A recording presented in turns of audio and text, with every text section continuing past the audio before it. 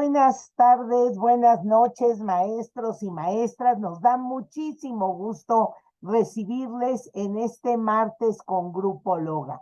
E iniciamos un mes distinto, iniciamos ya el mes de octubre, como ustedes pudieron verlo en el mes de septiembre, en el mes de agosto. Estuvimos compartiendo con ustedes diferentes buenas prácticas, estrategias que las maestras y los maestros han venido implementando para poder ayudar a sus alumnos, sobre todo con el tema de esta adaptación que han tenido que tener para el tema de rezago, de recomponer aprendizajes, de trabajar en diferentes formas de evaluación.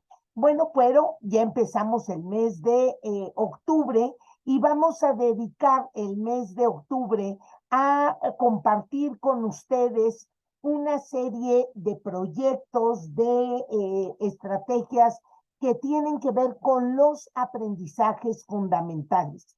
Este nuevo plan de estudios nos pone el reto de identificar los aprendizajes que vamos a tener que ir reconociendo en cada proyecto, en cada eje articulador, en cada campo formativo, y vamos a tener que ir implementando diferentes estrategias que permitan avanzar en una metodología diferente en el trabajo con los chicos. Es una apuesta que nos pone retos, nos pone grandes estrategias, este nuevo modelo, pero que debemos de identificar aquellos aprendizajes que los chicos van a tener que ir trabajando.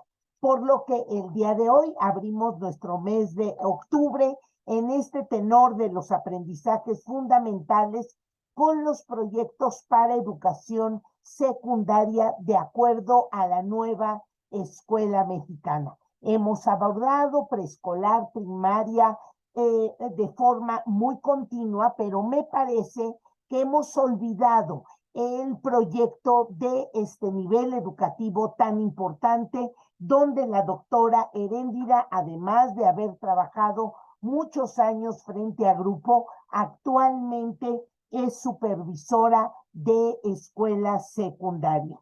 Déjenme decirles que la doctora Heréndira Piñón Avilés, dentro de su formación profesional,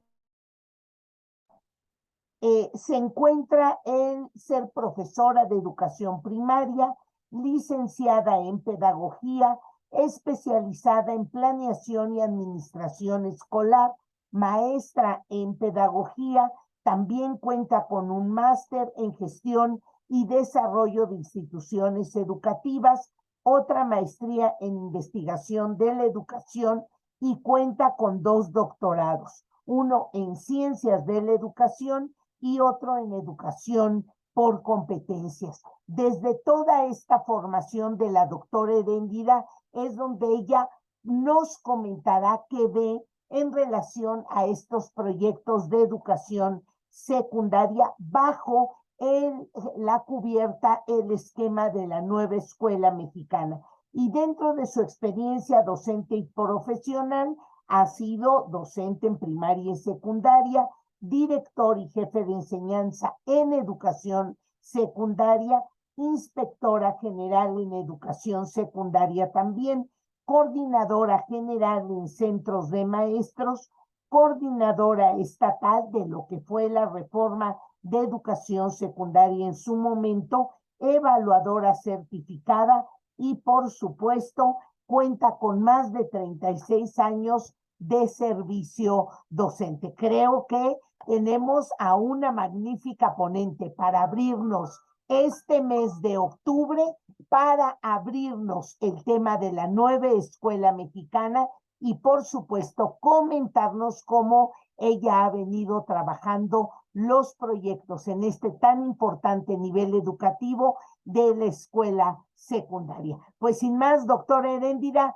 le dejo el uso de la voz para que comente con los maestros este tan importante el tema. Ya los maestros, por favor, Coméntenos en el chat de aquí, de esta sesión, de dónde nos acompañan y sobre todo aquellas inquietudes y dudas que seguramente la doctora Heréndira irá integrando, y si no, antes del cierre le plantearemos alguna de sus inquietudes. Pues comenzamos. Muchas gracias, doctora Heréndira.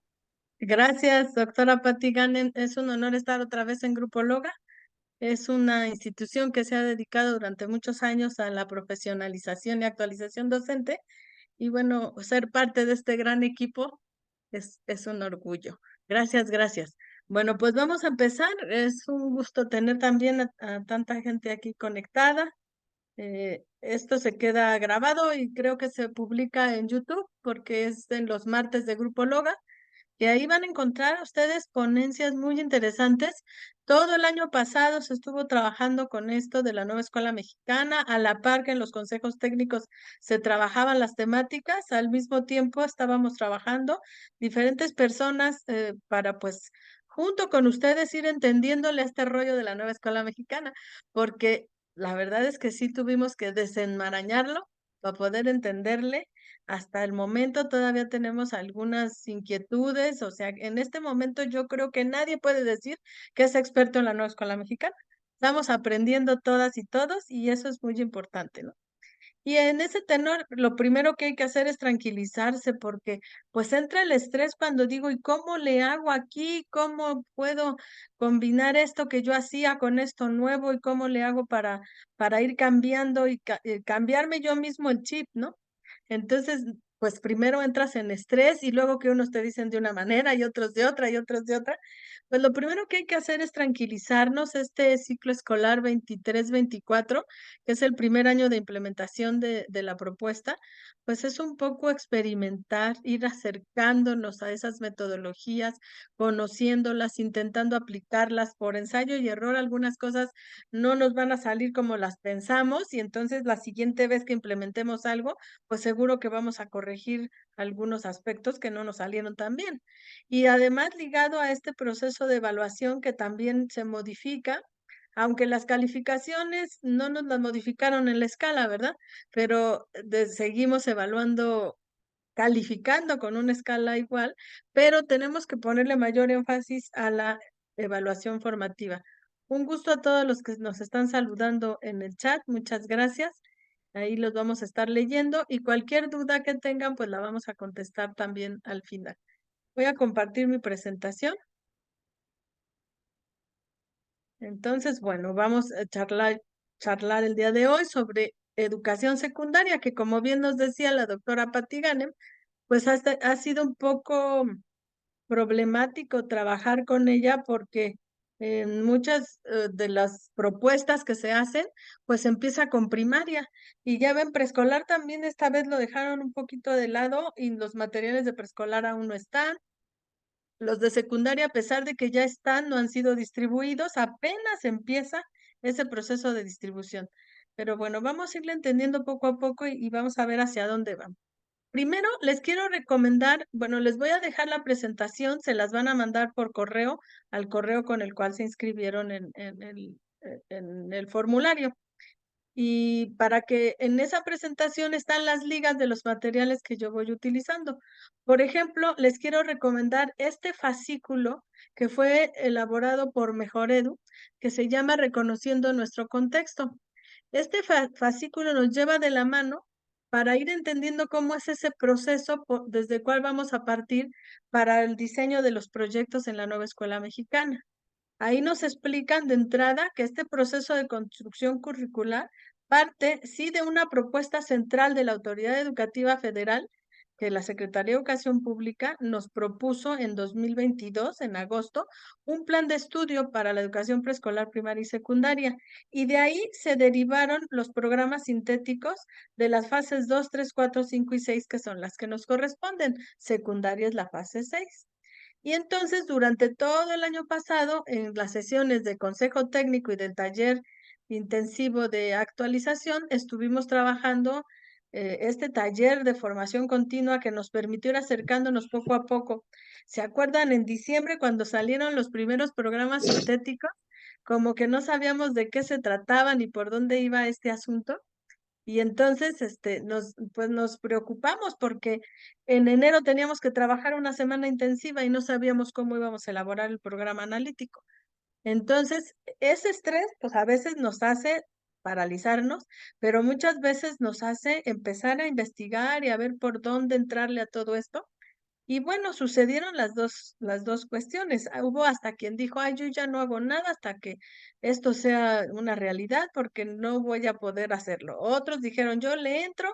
Y bueno, también entran las interpretaciones. Hubo quien les dijo, a cada docente tiene que hacer su programa analítico y luego los vamos a conjuntar. Hubo quien les dijo, no, no, primero hacemos un diagnóstico y a partir de eso ya derivamos las decisiones que vamos a hacer para poder elaborar los programas analíticos. Bueno, cualquier camino que se tome está bien, porque lo primero que era, Rosalinda, estás rayando el, no rayes, por, gracias, en la pantalla. Gracias. Entonces, lo primero que tenemos que pensar es que el camino que tomamos está bien. Nada de que alguien nos diga, oigan, no, no, no, es que no era así. Primero tenían que encontrar los principales problemas y luego ya decidir. O alguien les dijo, no, es que no era así, que las personas hicieron su programa analítico y ahora lo tienen que juntar, entonces están equivocados. Entonces, no, ninguno está equivocado. Los caminos son diferentes. Y a través de esa diversidad de caminos para llegar, estamos intentando construir el programa analítico y ahora, a partir de la semana intensiva de julio y la de agosto y esta primera sesión de consejo técnico, pues estamos empezando a construir la planeación didáctica. Entonces, sí les recomiendo que lean ese fascículo.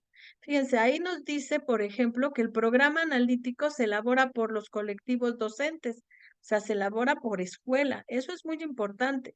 Se elabora por escuela con la participación del colectivo, porque a partir de una lectura de la realidad, que es el primer plano, trabajan en torno a la contextualización de los contenidos de los programas sintéticos, incorporan contenidos locales que ellos consideran necesario y configuran estrategias orientadas a la planeación didáctica. Eso es el programa analítico. Y es un documento, sí, que concreta esas tomas de decisiones del colectivo, pero no es algo que se entrega, que les digan, entrégamelo y ya, porque ese es tu guía para este año, tu planeación para este año. No, porque el programa analítico tiene algunas características.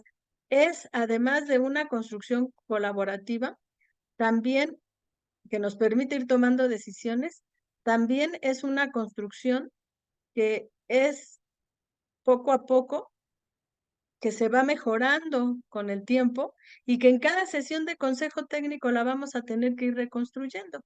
Entonces, esa idea de reconstruir es la que debemos tener presente. Se trabaja en colectivo a partir del diálogo continuo, pero no solamente entre nosotros como docentes y con los directivos, sino también con los alumnos y con las familias, para ir construyendo acuerdos en favor de los procesos de enseñanza-aprendizaje. Entonces, es muy importante concebirlo como una herramienta útil para la toma de decisiones.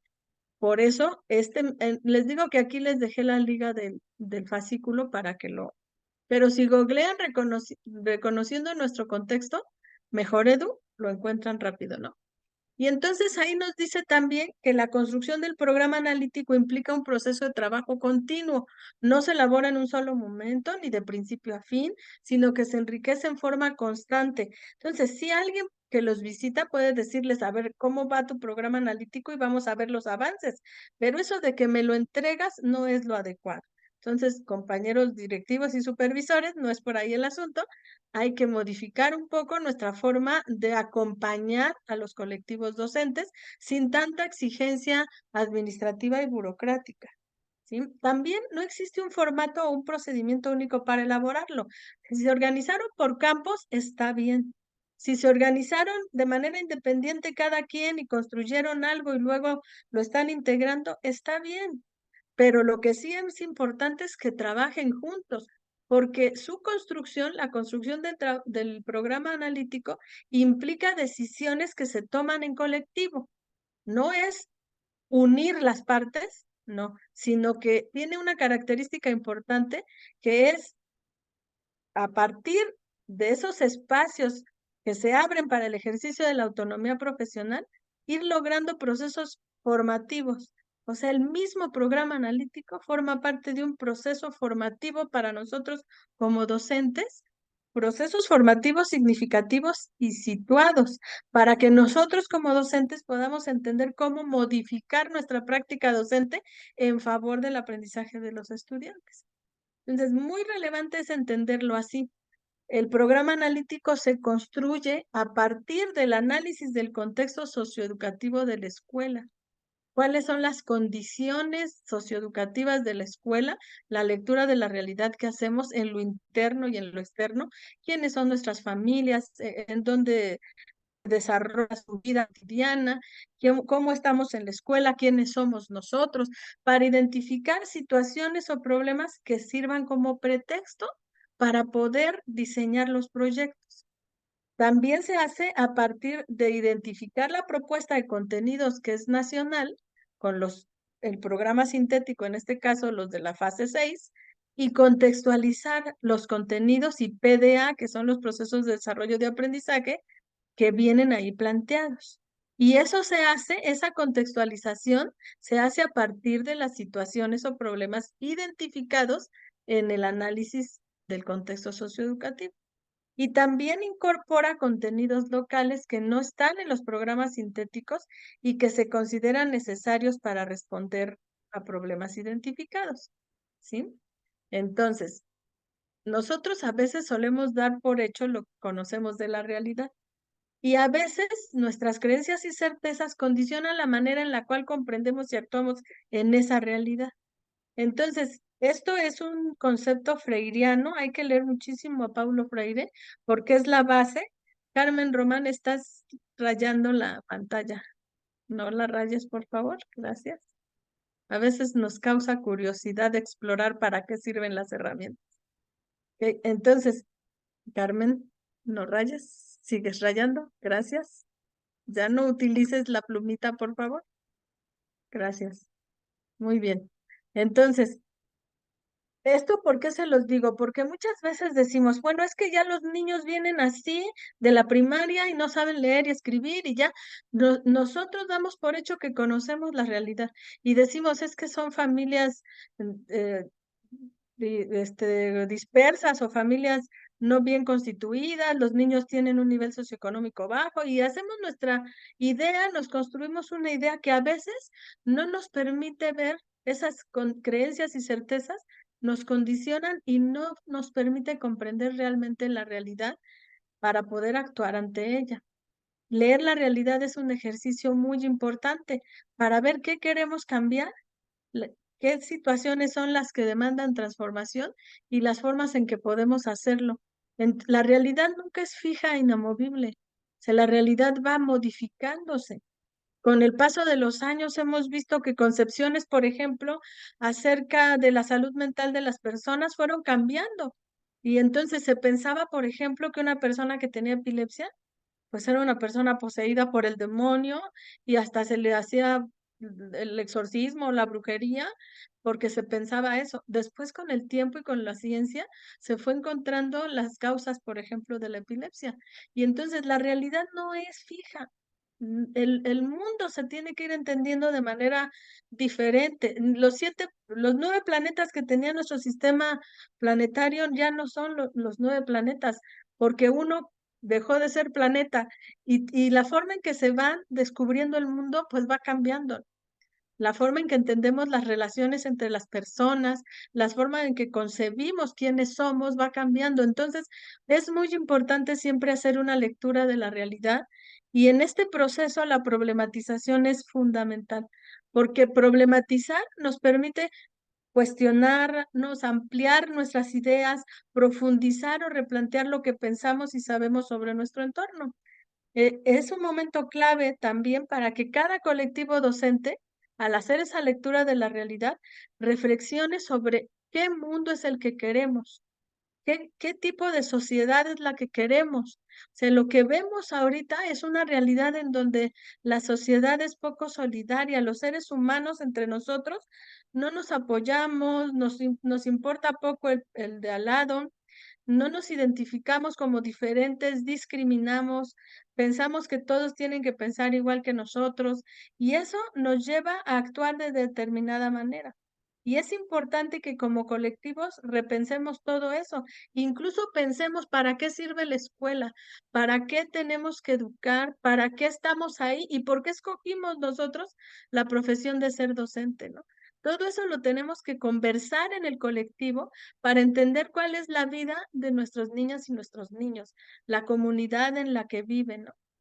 Para poder entonces avanzar hacia aquello que queremos que se logre. Queremos que sean niños felices, que sean niños que disfruten el aprendizaje, que sus familias se involucren con ellos, que sean niños que comprendan el mundo y se posicionen ante él con un pensamiento crítico, que comprendan que somos un país intercultural y diverso, que conozcan la geografía de su país, que entiendan cómo la manera en que vivimos en un lugar es producto de múltiples influencias que tienen que ver con la migración, con el desarrollo de los espacios en el que vivimos, con el cambio climático, con cómo nosotros interactuamos con el medio ambiente. Todo eso es lo que nos hace vivir la vida que tenemos. Y entonces, si nosotros les ayudamos a nuestros niños a través de la educación a comprender todo esto, pues estamos logrando el propósito de la educación, pero lo tenemos que discutir en colectivo, porque si el maestro de física piensa que su tarea es enseñar fórmulas o enseñar, no enseñar a interpretar fenómenos, sino enseñar fórmulas que va a aplicar o conocimientos fijos que el alumno va a adquirir y que los va a aplicar en determinados ejercicios escolares y que hasta ahí queda su labor, no le dan la importancia que tiene la física o la química o la geografía o las matemáticas para comprender el mundo. Entonces, es muy importante ubicarnos como docentes de adolescentes en la educación secundaria y entender que nuestros adolescentes tienen una serie de conflictos con los cuales están viviendo y sobreviviendo. No sabemos las tormentas que viven cotidianamente y a veces ellos están sorteando la vida a duras penas con sus escasos 13 o 14 años, ¿no? Entonces necesitamos entender sus realidades, saber quiénes son, conocer qué personas son. Por eso nos dice en este fascículo que para poder hacer esa lectura de la realidad, tomemos en cuenta que este ejercicio es participativo, donde cada voz y mirada de quienes entregan la comunidad escolar debe ser escuchada y tomada en cuenta. ¿Qué opinan los niños? ¿Qué les gusta y qué no les gusta de la escuela? ¿Qué quieren aprender? ¿Qué opinan sus familias? ¿Qué les preocupa a las familias? Este ejercicio permite también reunir información relevante y suficiente de la escuela, del contexto y de quienes somos nosotros. Se alimenta de diversas fuentes, no solo es aplicar un examen o tomar los resultados del examen de Mejor Edu, sino es la posibilidad, hay que deshabilitar ahí porque Carmen insiste en dibujar. Carmen, no dibujes, por favor. Gracias. Tiene entonces también como principal insumo este ejercicio de lectura de la realidad, lo que las personas sabemos, conocemos, experimentamos y vivimos día a día. ¿Cómo viven esas personas esa posibilidad? Si no, vamos a tener que bloquear el acceso de Carmen porque sigue rayándonos el pizarrón. Gracias. A lo mejor está su niño por ahí jugando. El colectivo entonces lo que tiene que hacer es trabajar esa lectura de la realidad, pero juntos. No la tienen que terminar de una vez. Dijeron, bueno, septiembre vamos a hacer diagnósticos y ahora ya analizamos y ya. No, porque suceden cosas cada día. Por ejemplo, si de repente durante las próximas semanas resulta que encontramos que unos niños están consumiendo estupefacientes o encontramos que una niña está embarazada o encontramos que hubo un problema en la comunidad. Apenas ayer hubo un pleito de vecinos en la comunidad donde está mi zona escolar. ¿Y por qué se dan esos pleitos de vecinos? Fue batalla campal, hasta salió en las noticias. Y entonces ese tipo de cosas que suceden nos mueven el día a día. Y entonces nosotros tenemos que hacer una interpretación constante para poder reestructurar lo que estamos trabajando. Por ejemplo, que hay una tromba, se inundan las casas y entonces, y nosotros tenemos un proyecto y seguimos con el proyecto que teníamos y cayó la tromba. No nos detenemos a pensar lo importante que puede ser analizar con los niños qué hacer en situaciones de desastre, qué tipo de acciones tenemos que hacer para prevenir enfermedades cuando hay inundaciones, cómo preparar una mochila de emergencia, cómo podemos tomar decisiones en el hogar, si nos evacuaron, qué tenemos que hacer para priorizar pues la protección de nuestra vida, ¿no? Y de nuestra posibilidad de sobrevivencia en lo que nos regresan al lugar donde estamos. O sea, todo eso, si nosotros pensáramos que nuestro programa es fijo y que lo vamos a desarrollar, pues nos olvidamos de ese medio que alrededor. Pero no, la vida está ahí y la vida se mueve. Entonces, siempre vamos a estar haciendo una interpretación de esa realidad, una lectura de esa realidad, para poder a partir de eso construir, revisar, dialogar en el colectivo docente para definir qué situaciones son las relevantes y significativas para trabajarlas en la escuela. A veces fechas cívicas, fechas importantes en la vida de las personas. Yo les pongo, por ejemplo, esta cuestión de la diversidad sexual. Tenemos esa celebración que se hace del día de la comunidad LGTB y que hacen su desfile y demás. Y también, por ejemplo, en Nezahualcóyotl, que es un municipio que tiene muchísima gente, está ahí todas las comunidades que conviven ahí, y además pues es muy intercultural porque vienen de muchos lados, desde cómo se constituyó el municipio de Nezahualcóyotl y demás. Y tiene ahorita un presidente municipal que es abiertamente homosexual y él tiene su pareja y él en el desfile es el primero que sale en el carro alegórico al frente del desfile. Eso no lo puede ignorar la escuela, lo tiene que trabajar, porque si no la lectura que hacen los niños de los acontecimientos es una lectura que puede ser distorsionada, porque a lo mejor va al desfile, observa que va pasando ahí el presidente municipal el año pasado con alas de mariposa y defendiendo pues su perspectiva de vida, su decisión de vida y escucha que alguien ofende con palabras como las que se usan para discriminar a los homosexuales. Se le queda eso. Pero si no lo trabaja en la escuela, eso es lo que se le va a quedar como interpretación de lo que sucede, ¿no? Entonces, el programa analítico, esa lectura de la realidad, se actualiza cada vez que lo requiere y cada vez que hay nueva información que me ayuda a tomar decisiones a lo largo del ciclo escolar. Muy importante es eso. Entonces, no es fijo y no es para entregarlo. Y entonces hay que imaginar cómo podemos recuperar esa información, por ejemplo, de nuestros estudiantes, qué saben y qué desean aprender, cómo es el entorno donde viven, qué hacen antes y después de acudir a la escuela. O sea, yo fui un día a una comunidad en un pueblo y observando, fui desafortunadamente por un acontecimiento triste, fui a un velorio. Entonces, bueno, eso del velorio que toda la noche se está al pendiente del difunto y se hace todo un ceremonial alrededor con los rezos y todo. Yo estaba en el umbral de la puerta viendo hacia la calle y a las 4 de la mañana vi pasar a el papá con los niños.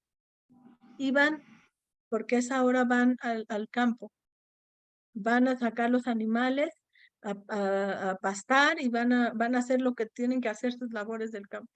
A las 8 y cacho regresaban. O sea, esos niños ya habían trabajado 4 horas y a las 9 entran a la escuela en esa comunidad.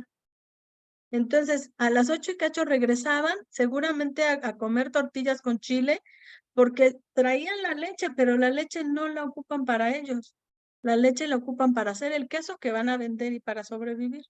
Entonces, si yo no observo el contexto, no me doy cuenta de esa situación, esos niños a las 11 de la mañana necesitan dormir una siesta. Se levantaron a las 4 y entran a la escuela a las 9 con incipiente almuerzo, porque tomaron café, y si les preguntas qué comieron, vas a darte cuenta de lo escaso que es su alimentación. Y entonces tú ves que se está durmiendo y ese niño se está durmiendo y tú te formas una idea que es equivocada de su vida, porque no sabes realmente su vida. Entonces, ¿cuáles son sus intereses y preocupaciones? ¿Qué actividades realizan? ¿Cómo son las relaciones entre ellos? Tenemos que observar a las familias, a la comunidad, los espacios que tenemos dentro y lo que hay fuera. Por ejemplo, en Acolman está este convento, que es un lugar histórico, del convento de Acolman, o en Teotihuacán, pues están las pirámides, o por ejemplo, mi zona está acá en la base aérea de Santa Lucía, donde ahora están funcionando estos museos. Entonces yo tengo que conocer el contexto. Cerquitita está una comunidad que se llama San Pablo, que tiene una iglesia antiquísima, que también es un elemento importante de cultura que mucha gente no conoce y que deberíamos nosotros aprovechar. Entonces necesitamos hacer una lectura de la realidad, pero que sea lo más integral posible, porque si no los proyectos no van a tener sentido. Trabajar entonces, sí, lo que hacen los niños, las producciones de los grupos escolares, conversar con ellos, hacer recorridos por las inmediaciones de la escuela, observar, conversar con la gente de la comunidad, con la gente en el tianguis, con la gente en la iglesia, con la gente en la plaza, con la gente en la calle, para saber qué es lo que sucede en esa comunidad. A veces decimos, no, bueno, es que en esa comunidad, por ejemplo, tengo una escuela que está dentro de un fraccionamiento que es Villa del Real. Ese fraccionamiento es de interés medio. Todos tienen sus privadas con control. No hay transporte público interno. El transporte público pasa por las colonias aledañas. Ahí solamente hay taxis y automóviles. Y muchos oxos y muchos jardines. Ese contexto está pegadito a otra comunidad que es San Francisco Coatliquisca, que todavía tiene usos y costumbres tradicionales, porque todavía es un pueblo donde el sacerdote tiene importancia, donde el que organiza la fiesta del pueblo tiene importancia, a diferencia de lo que es Villa del Real. Entonces, tengo que conocer el contexto, conversar con las familias para poder entender esa realidad en la que habitamos como escuela, ese territorio comunidad, y tenemos durante ese ejercicio de lectura de la realidad tenemos que identificar situaciones y problemas que consideremos relevantes y significativos para el trabajo escolar. Entonces, ver, por ejemplo, qué pasa durante el recreo, cómo se observa esa apropiación de las canchas escolares por parte de los varones y se limita a las niñas, por ejemplo. Hay una división ahí de lo que son niñas y niños y de las actividades que realizan. También estamos viendo que hay estudiantes, por ejemplo, nosotros tenemos movilidad con los niños de la base aérea porque son hijos de militares, ¿no? Entonces, eso también es parte de esa lectura de la realidad. ¿Qué tenemos en la escuela? En una escuela tenemos biblioteca, en otra no tenemos nada, ni un espacio para trabajar lectura, porque las aulas son poquitas y exactas las que tenemos para los grupos. Tenemos una escuela grandotota con muchas hectáreas de terreno y otra escuela pequeñita que tiene solo 2 edificios y un patio en medio. Entonces, todo eso lo tenemos que reconocer para poder identificar junto con las familias y los estudiantes cuáles son las situaciones y problemas que nos pueden servir como pretextos para poder aprender. Eso es lo primero. Si no han hecho eso, hay que detenerse un poco para poder hacerlo, ¿no?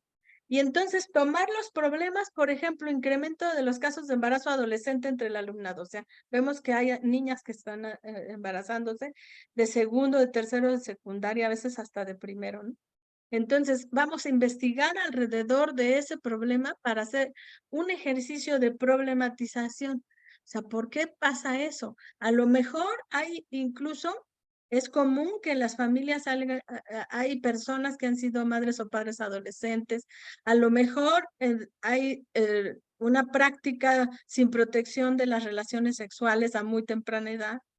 También vemos si hay algunas enfermedades de transmisión sexual que han proliferado o no, para ver cómo son esas prácticas de nuestros adolescentes que inician la sexualidad, ¿no? Luego también, ¿qué figuras son las que toman como modelo para sus relaciones socioafectivas, ¿no? Si en la escuela estamos abordando temas de sexualidad y cómo los abordamos, desde una dimensión biológica o integral, incluyendo el aspecto afectivo o relacional, ¿sí? Y todo eso, ¿no? ¿Qué pasa cuando una chica se embaraza? ¿Ya no sigue? ¿La sacan de la escuela? ¿Qué es lo que sucede ahí? Todo eso es problematizar, porque necesitamos preguntarnos, ¿el problema está en el centro? ¿Cuáles son sus causas? ¿Cuáles son sus consecuencias? Para poder identificar el horizonte de cambio que queremos. Porque sí, la nueva escuela mexicana lo que pretende es transformar la sociedad. Es parte de un proyecto de transformación social que implica que las personas tomen conciencia de quién son, reconozcan como seres únicos e irrepetibles, construyan su identidad, conozcan a los otros y a las otras como diferentes, acepten esas diferencias y logren un entendimiento en donde el opinar diferente no sea motivo de discriminación, el color de piel no sea motivo de discriminación. Queremos niños y niñas que comprendan los fenómenos que suceden en la vida social y natural para posicionarse ante ellos y en el caso necesario prevenir o actuar en consecuencia, reflexionar, generar un pensamiento crítico, lograr una identidad nacional también en donde como mexicanos estemos orgullosos de ser mexicanos, pero no en un orgullo colocado con una cuestión de nacionalismo. El nacionalismo también tiene sus cosas buenas, pero también malas. El nacionalismo en donde yo soy mexicano y me pongo mi sombrero ese de Viva México, sea. Entonces, imagínense todas este tipo de cosas que nos forman que nos dicen, tú eres mexicano y por eso eres bien fregón, ¿no? Y esa forma de hablar, esa forma de comportarnos, que habla también de cuestiones de dominio de un género sobre el otro, con esos índices de feminicidio que tenemos, o sea, todo eso es lo que nos conforma como seres humanos. Y entonces, si la escuela no nos ayuda a entender ese mundo, la escuela no sirve. Para eso es la escuela. Entonces, en ese sentido es como tenemos que ir logrando identificar esas situaciones problemáticas para ver cuáles identificamos en nuestro contexto, qué sabemos de esas situaciones y problemas en los que queremos incidir, cómo imaginamos que puede llegar a ser lo que queremos cambiar y con qué contamos para abordar la tarea. Evidentemente vamos a seleccionar problemáticas en las cuales podamos incidir, o sea, no vamos a resolver problemas grandísimos como la crisis alimentaria a nivel mundial, ¿verdad? Pero sí podemos resolver con los niños, al menos posicionarnos y reflexionar en torno a algunos problemas, para que ellos, por ejemplo, una niña que en donde ve que su madre es golpeada constantemente por su padre que llega tomado y que para ella es algo que ve como cotidiano, no reproduzca cuando ella se case en una situación igual, porque nosotros en la escuela le ayudemos a entender las situaciones y entonces permita salirse de ese círculo que le está dañando la vida, ¿no? Y ver cómo podemos abordar esos problemas desde la formación cívica y ética, desde los lenguajes, desde el arte como posibilidad de expresión, desde nuestros procesos de enseñanza y aprendizaje. Si requiere ser abordada esa situación en todos los grados o solo en algunos, por ejemplo, la cuestión del embarazo adolescente, pues si se va a trabajar en los 3 grados o solo en algunos grados. ¿Qué participación esperamos de quienes integran la comunidad? ¿Qué participación esperamos o desearíamos de otros actores externos a quienes podríamos recurrir? Y entonces, analizando todo eso, ese es el ejercicio de problematización, porque yo veo los programas analíticos y me encuentro que todos dicen alimentación no saludable. Todos dicen contaminación por basura, pero no problematizaron, no analizaron todo esto. ¿Cómo podemos incidir en ello y qué podemos hacer como colectivo? Solamente damos por hecho, porque no hicimos un ejercicio real de lectura de la realidad, damos por sentadas muchas cosas. Entonces, es posible que a lo mejor identificamos cosas en las cuales no podemos incidir, ¿sí? Pero en algunas otras sí podemos, ¿no? Y también es importante reconocer que nosotros tenemos experiencia y capacidad para hacerlo, para trabajar en torno a esas problemáticas. Y si no nos sentimos capaces, acerquémonos a los compañeros para que nos ayuden a entender algo que no podemos entender o en lo cual nos hemos estado posicionando. Por ejemplo, hay maestros que dicen, no, eso de la identidad sexual, eso es ideología, hay hombre y mujer y no hay de otra. Ayudémonos a entender estas cuestiones. Nadie dice que se nace, sí se nace con género femenino y masculino, o sea, eso es una definición biológica, pero nadie dice que eso está predeterminado. Sabemos que hay muchas formas que influyen, algunas cuestiones son biológicas, otras son determinantes psicológicas, otras son determinantes sociales y demás, y eso lo tenemos que analizar con los niños para poder entender qué es lo que pasa con el mundo, porque el mundo no puede estar equivocado a la hora de reconocer los derechos de las personas de la comunidad LGTB, por ejemplo, ¿no? Entonces, siempre tenemos que ir y venir en este ejercicio de lectura de la realidad en cualquier momento del ciclo escolar, para enriquecer nuestra mirada, para comprender sobre las situaciones y problemas identificados, para reconocer otras situaciones como nuevos puntos de partida para desarrollar el trabajo escolar y dialogar entre nosotros, dialogar con los niños, dialogar con la comunidad. Los padres de familia también tienen su visión de las cosas. Necesitamos, si vamos a abordar un tema delicado, necesitamos trabajar con ellos. Por ejemplo, si vamos a abordar el uso de anticonceptivos, necesitamos primero trabajar con los padres, advertirles, platicar, decirles esto se va a abordar con sus hijos, pues para que no les tome por sorpresa y a nosotros tampoco nos tome por sorpresa un padre que venga a protestar, porque ya avisamos y ya estamos viendo eso. Entonces, en esta última sesión que tuvimos de Consejo Técnico, bueno, que es nuestra primera sesión ordinaria del ciclo escolar 23-24, acuérdense que nos dijeron, a ver, ¿qué integra el programa analítico? Pues obviamente el diagnóstico del grupo, de los saberes de la comunidad, la contextualización de contenidos a partir del programa sintético, la incorporación de problemáticas, temas y asuntos comunitarios locales y regionales, la consideración de los ejes articuladores, uno o más, de acuerdo a lo que se relacione con esos problemas, la distribución y secuenciación de contenidos a lo largo del ciclo escolar, que es hipotética y tentativa porque se va a ir moviendo. A lo mejor pensamos que algo lo podíamos abordar en 2 semanas y se alarga a 3 o 4. A lo mejor pensamos que algo lo íbamos a abordar en 3 semanas y solo se aborda en 1 y se acabó, porque no tiene interés por parte de los estudiantes, ¿no?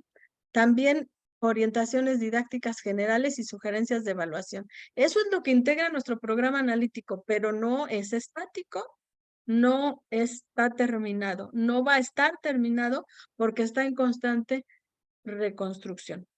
También es muy importante esta reflexión que nos pidieron en esta sesión, poner especial atención en la manera en que la planeación posibilita la formación de un ciudadano, de ese ciudadano que queremos. Entonces, las actividades que realicemos dentro de nuestros proyectos nos tienen que llevar al perfil de egreso, a formar ese ciudadano crítico, inclusivo, solidario, respetuoso con el entorno y democrático. Todas las actividades que realicemos. Para apoyar esta elaboración del programa analítico y de la planeación, nos propusieron profundizar en los aspectos teórico-metodológicos del Plan de Estudio 2022 y los programas de estudio. De verdad, si no han leído, no van a lograr buenos proyectos.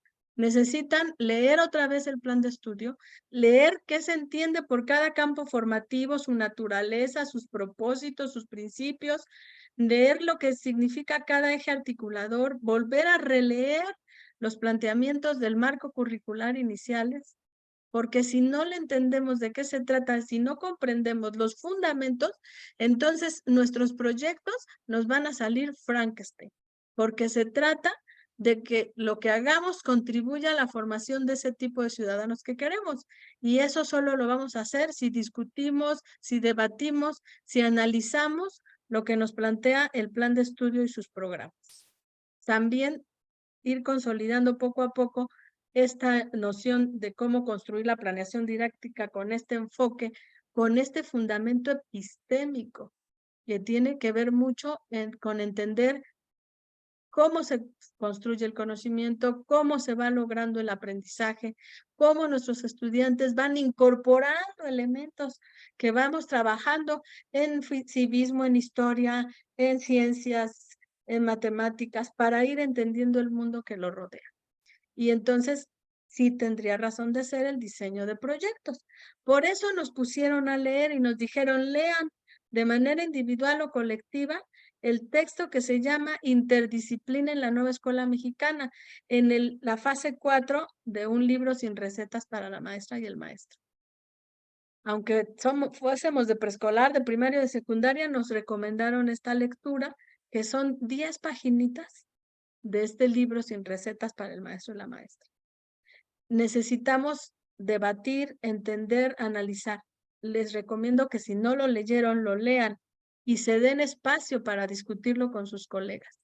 Nos recomendaron recuperar algunas categorías, nociones o conceptos que de manera colectiva o de manera individual consideren necesarios o orientadores para su planeación didáctica.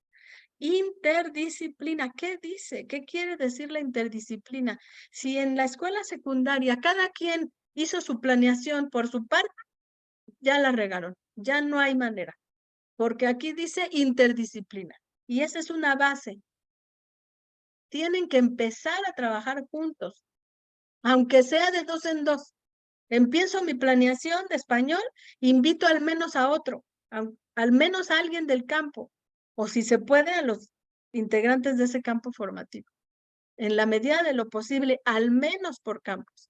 Si se puede, después ya entre campos también. Pero sí necesito empezar a trabajar la interdisciplina. O sea, yo pienso en algo que voy a trabajar, pero invito siempre a alguien más. Si no invitan a nadie, entonces no están trabajando la nueva escuela mexicana. Mínimo, y tienen que invitar a alguien más para que sea interdisciplina, si no, no es interdisciplina. Confrontar los esquemas de la lectura que ahí vienen con nuestros saberes. ¿Qué significa interdisciplina, intradisciplinar, transdisciplinar y cómo nos lo están planteando ahí? Reflexionar en torno al tratamiento interdisciplinario necesario. Fíjense, aquí lo dice, tratamiento interdisciplinario necesario. O sea, si no hay interdisciplinariedad, no estamos trabajando en una escuela mexicana. En nuestras planeaciones didácticas, en los proyectos que pensemos, tenemos que trabajar la indisciplina. Y desarrollar las problematizaciones que en el texto se plantean es muy importante. Así que si no lo leyeron en la sesión pasada, hay que leerlo. Muy importante. Entonces, ¿cómo podemos empezar a hacer un ejercicio al respecto? Esta ficha técnica la elaboró un querido amigo, Francisco Colmenares. Él dice, a ver, nos sirve esto para esquematizar y empezar la discusión. ¿Qué problemática es la que vamos a abordar? La ponemos en el centro. Después vamos definiendo, a ver, ¿de qué campo formativo es? Como eje, como base, campo formativo de anclaje. Y luego vamos viendo en qué escenario se puede abordar. A nivel aula, escuela o comunidad. ¿Qué contenidos puedo ir trabajando alrededor de esa problemática? Dependiendo de ese campo formativo y de las disciplinas a las que invito. ¿Y qué PDAs? ¿Qué ejes articuladores? ¿Qué metodología didáctica está sugerida y si me sirve esa o puedo escoger otra? Porque es que yo soy de saberes y mi metodología es STEAM. No, no, no, no. Es una de tantas. Puedo tomar otra, aunque yo sea del campo saberes, aunque yo sea del campo lenguajes, puedo utilizar otra metodología. Entonces, si me sirve esa metodología. Y luego me voy a los libros para ver qué proyectos de los libros de texto que puedo identificar que se relacione con esa problemática a abordar. Y veo qué posibilidades tengo de uso de los libros de texto de los otros, de nuestros saberes, de múltiples lenguajes y otros materiales que tengan alcance. ¿Cómo vamos a organizar las actividades de aprendizaje y con qué técnicas y herramientas de evaluación formativa? De manera general, ya tengo un planteamiento. Y entonces dije, a ver, vamos a ver la problemática de la contaminación por basura. ¿Quién tira basura? No, pues en la comunidad hay un montón de lotes baldíos con basura, los niños tiran la basura en los parques, no hay dónde tirarla, en la escuela tampoco, sí hay botes, pero pues como ya están acostumbrados a tirarla donde sea, pues entonces no ocupan los botes y la tiran en el patio. Cuando empezamos a ver cuáles son las causas de esta problemática, identificamos concepciones en los niños con respecto a la basura. ¿Por qué la tiras? No, pues porque alguien la va a limpiar. Y hay una idea ahí de que alguien va a hacer ese trabajo y no me toca a mí. Entonces, la problemática tiene que ver con una formación que viene obviamente de la crianza y de lo que ven cotidianamente. Y entonces empiezo a ver con qué ejes articuladores, en qué campo formativo, en qué escenario puedo trabajar un proyecto a nivel escuela con esto, porque es un problema de todos o nada más de los primeros o de los segundos grados. Si es de todos, entonces trabajo un proyecto a nivel escuela. ¿Puedo involucrar a la comunidad? Si puedo involucrar a la comunidad para que se haga una jornada de limpieza, una campaña de reciclaje, entonces me voy a un proyecto más amplio que es comunitario. Si no, me quedo a nivel escuela. Eso es lo que me va definiendo. Lo que puedo hacer es lo que me va definiendo el alcance. Yo no tengo que llevar los proyectos como vienen en el libro. Puedo escoger un proyecto del libro y ver cuál se acopla y lo modifico a partir de lo que voy entendiendo de cómo se desarrolla esto. Y entonces, a ver, yo soy de química, de tercero. Entonces voy a empezar a trabajar esto. ¿Desde qué contenidos seleccionados y qué PDAs de la química puedo trabajarlo? ¿Y a quién puedo invitar? Por ejemplo, para hacer esa campaña, no, pues al maestro de artes, para ver si podemos hacer arte con basura, ¿no? Separando la basura y utilizándola, ¿ok? A ver, que él le busque en sus contenidos, si me acepta mi invitación. A lo mejor invito al de tecnología, para ver si a través de los procesos técnicos que se viven en la cotidianidad, cómo podemos organizar algo que nos permita a trabajar esto de la basura. Por ejemplo, en una escuela recopilaron el Tetra Pak y a partir de recopilar el Tetra Pak con un proceso que se hace con unas prensas, porque ahí en la comunidad hay una fábrica que hace eso, se puede reciclar el Tetra Pak y se puede enseñar. Hicieron unos platos los niños con ese Tetra Pak. Entonces, muchas posibilidades que hay, pero dependen de mi contexto. Si yo puedo salir con los niños, pues voy a hacer cosas diferentes. Si no puedo salir, voy a hacer cosas en la escuela. Y así, dependiendo de eso, voy a decidir qué proyecto voy a implementar, a quién voy a invitar de mis compañeros en esa planeación. Porque cuando ya organice yo mis actividades, esta es otra forma de hacer el mapeo. O sea, se anota la situación o problemática planteada, se elige el proyecto de los libros de texto que le abone o que esté seleccionado en mi programa analítico, se selecciona el campo formativo al que pertenece el proyecto, se ve qué ejes articuladores son los que se enmarcan esa posibilidad de abordaje, que pueden ser 1, 2 o 3 ejes, eso es lo de menos. Pueden ser un eje y está bien. Pueden ser los 7 ejes y también está bien, no pasa nada. El escenario del proyecto, que eso depende de qué posibilidades tengo, si lo hago de aula, si lo hago de escuela o de comunidad, y de qué alcance quiera que tenga ese proyecto. Las posibilidades de uso de los libros, elegir la metodología didáctica, que puede ser la sugerida o puede ser otra, elegir los contenidos del programa sintético que ya están ahí, así como están, o los que contextualice, porque los puedo modificar contextualizándolo, o los que haya agregado, si los agregué en mi programa analítico. Decidir cómo voy a trabajar la evaluación para que sea con enfoque formativo y la organización de los contenidos para la planificación. Solamente de manera general enunciado esto, no tiene por qué ser exhaustivo. Y esto se comparte con el compañero al que invito. Y entonces empieza a trabajar y podemos invitar a 2 o 3. Y a lo mejor llega un momento en que trabajemos entre todos, pero empiecen de manera incipiente, al menos con un compañero, siempre. Porque si trabajan solos, ya no hay interdisciplina. Y todos los contenidos, todos, se pueden articular al menos con alguien más. No hay ese pretexto de que es que yo ya chequé y mis contenidos no cuadran con los de los otros. Claro que sí, yo soy de la especialidad de matemáticas y todos, hasta los más complejos del álgebra y la trigonometría y de la geometría se pueden articular. Todos pueden articularse, al menos con una disciplina más. Entonces, si no trabajan la interdisciplina, no están trabajando la nueva escuela mexicana. Es necesaria la interdisciplina. Lean entonces el libro un libro para el maestro sin recetas, fase 4, en esas páginas que nos hablan de la interdisciplina. E incluso vayan más allá, vayan a la fuente citada en esas páginas. Aquí les puse un link para un Excel para trabajar esa posible planeación desde la situación problema, el proyecto que se escoja, el campo formativo, los ejes articuladores y todo ir viendo.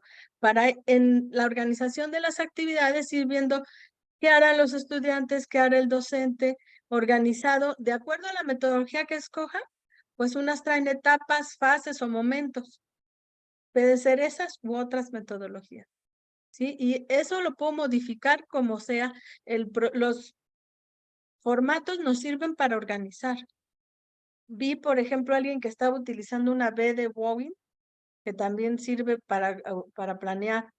Entonces, bueno, cada quien decide cómo hace la planeación, pero la tienen que compartir con otro compañero. Entonces, yo empiezo a subir los datos de mi situación problema que seleccionamos en el programa analítico y la subo en Google Docs y le digo al compañero, ya empecé con esto, te invito a participar conmigo en este proyecto que estoy elaborando. Y entonces, si el compañero acepta, pues ya tengo un colaborador más y ya empecé a trabajar la interdisciplina. Y así, porque yo sé que hay compañeros que no aceptan, entonces tampoco me voy a pelear con ellos, ¿verdad? Allá él verá cómo trabaja la interdisciplina, porque sí sé cómo se vive el contexto y la situación en la escuela, la falta de tiempos y demás, pero si lo subimos a un Google Docs, es posible ponernos de acuerdo, comentarle a un compañero, oye, estoy pensando un proyecto de este tipo, porque mira, desde física puedo trabajar esto y esto y esto, ¿cómo ves? ¿Le entras?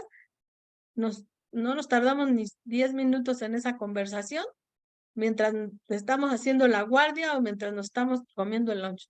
Y después de eso, ya empezamos a trabajar para planificar lo que sigue, porque cada mes en las reuniones de consejo técnico tenemos que ir planificando lo que sigue el mes que sigue y tenemos que ir pensando cómo le vamos a hacer. Pero la premisa fundamental es partir de los problemas que identificamos en el programa analítico, pensar en la flexibilidad que tiene nuestro programa analítico, que no es fijo, y después trabajar la interdisciplina. Importantísimo.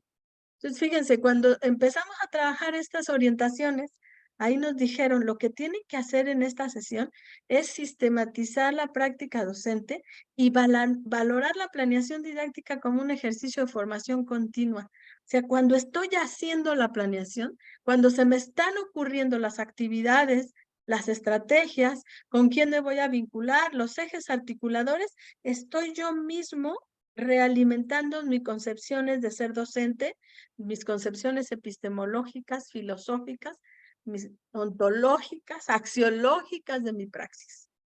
Entonces, sí necesito entender esa parte. La planeación no es un requisito para entregarle al directivo.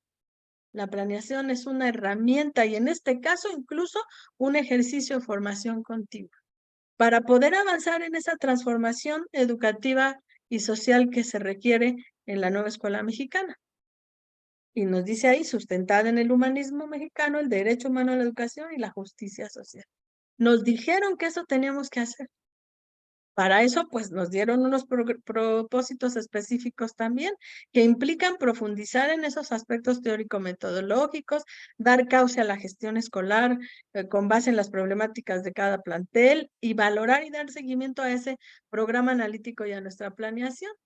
Ellos nos dijeron esos elementos y entonces reconocemos que el programa analítico con esos elementos está en permanente construcción, es inacabado, es colaborativo No lo hace cada quien y luego lo juntan, no. Y es deliberativo. Esta noción de un programa deliberativo también es importante discutirla, porque es debatir, analizar, ponernos de acuerdo y tomar decisiones. A lo mejor alguien quiere hacer un proyecto y resulta que no tiene quórum o apoyo de los demás. Bueno, lo dejamos pendiente, pero lo involucramos en lo otro para poder tomar decisiones en colectivo. No lo hacemos a un lado totalmente, ¿no? El consejo técnico es una oportunidad de aprendizaje conjunto y lo hacemos nosotros. Tenemos que dejar de ver al consejo técnico como un día de aburrimiento y de obligación. El consejo técnico es una oportunidad. Decimos, ¿y cuándo nos vamos a poner de acuerdo? Necesitamos tiempo para planear y cuando nos reunimos en consejo técnico decimos que es aburrido y no aprovechamos las horas que contiene ese consejo técnico. Lo hacemos nosotros tenemos que hacer que ese consejo valga la pena. Y tenemos que ir olvidándonos un poquito ya de seguir a pie juntillas las indicaciones. O sea, las entendemos porque el consejo técnico también ha adquirido un nuevo rostro, dejó de tener una guía o sea, dejó de ser una guía que seguíamos con productos entregables para convertirse en unas orientaciones que le dan otro rostro al Consejo Técnico Escolar. Es la oportunidad de aprendizaje conjunto para poder discutir, debatir, analizar, tomar decisiones como colectivo. Y nosotros somos los que le tenemos que dar vida a eso. Entonces, también en esas orientaciones nos dijeron que los elementos necesarios para darle seguimiento y evaluar cómo vamos haciendo nuestras planeaciones es considerar los contenidos y sus PDA, los proyectos de los libros de texto, la organización de las actividades, los ejes articuladores, las metodologías didácticas y la evaluación formativa. Entonces, cada vez que planeemos, tenemos que ver si consideramos todos estos elementos. ¿Sí? Pensando que este proceso de aprendizaje colaborativo en el que todos y todas aprendemos, pues los docentes tendríamos que ir compartiendo cómo estamos construyendo lo que estamos construyendo y la manera en que resolvieron los retos que están enfrentando. Sobre todo ahora que estamos logrando implementar ya los primeros proyectos. Apenas estamos empezando, ¿no? O sea, tampoco llevamos prisa ni nadie nos corretea.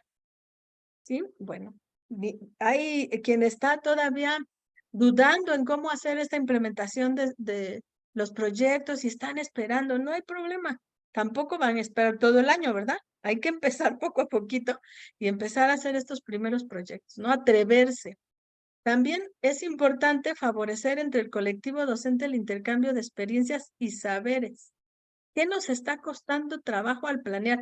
Por ejemplo, la evaluación formativa nos cuesta trabajo. Si no lo compartimos entre nosotros, ¿cómo vamos a encontrarle el hilo a la madeja? Necesitamos compartirlo para que también las mejores prácticas pues contagien a los otros y contribuyan al avance de estos procesos. También es importante pues eso de identificar las tareas pendientes. A la hora de leer esto, profundizar en estos aspectos teórico-metodológicos y consolidar la planeación didáctica. Yo les recomiendo que vean este video. Aquí les dejé el link. Se llama Términos que se prestan a confusión del programa analítico a la interdisciplinariedad. Es de Laura Frade Rubio, está en YouTube, lo pueden ver, aquí les dejé la liga. Y ella hace un análisis muy importante para poder hacer este ejercicio que nos piden de recuperar categorías, nociones o conceptos y de confrontar nuestras interpretaciones con nuestras experiencias y saberes y de reflexionar en torno a ese tratamiento interdisciplinario necesario. Véanlo, dura más o menos 2 horas, ¿no? Entonces, vamos a irlo trabajando. Bueno, como se mencionó anteriormente en las mismas orientaciones, también son importantes los libros de texto, porque son una herramienta que nos ayuda a poner en interacción los elementos de la nueva escuela mexicana. Entonces, necesitamos revisar cómo los vamos a incluir cuando nos lleguen. Si no nos llegan ahorita, podemos incluir en la planeación algunas actividades que no nos impliquen tener que sacar copias ni nada de eso. Bueno, afortunadamente muchas escuelas tienen ya acceso los niños a través de sus teléfonos a ver el libro, les damos el link y lo tienen. Pero si no, también busquemos estrategias mientras nos llegan los libros para poder trabajarlos. En tanto eso sucede, analicémoslo, busquemos la manera de aprovecharlos. Tenemos los materiales que son, además del libro para la maestra y el maestro, tenemos la colección de primer grado con sus libros de saberes, que son los 4 campos, y el de múltiples lenguajes, que también es un libro interesante, en segundo y en tercer grado. Los niños van a recibir esos 6 libros. Entonces, bueno, les van a ser de mucha utilidad. Son 6 los libros que van a recibir los niños. El de nuestros proyectos, el de múltiples lenguajes y el de los 4 campos, que son nuestros saberes. Entonces, analizando eso, también nos compartieron un documentito breve que se llama Posibilidades de uso de los libros de texto. Ese lo que nos hace es mostrarnos cómo se vinculan los contenidos de los programas sintéticos con los libros en las diferentes páginas que los conforman. Entonces, ahí nos dice algo importante, el docente, el colectivo, es el que va a identificar, conocer, elegir, acotar y reconstruir los proyectos escolares, los proyectos que vamos a trabajar de aula o de comunidad, ¿sí?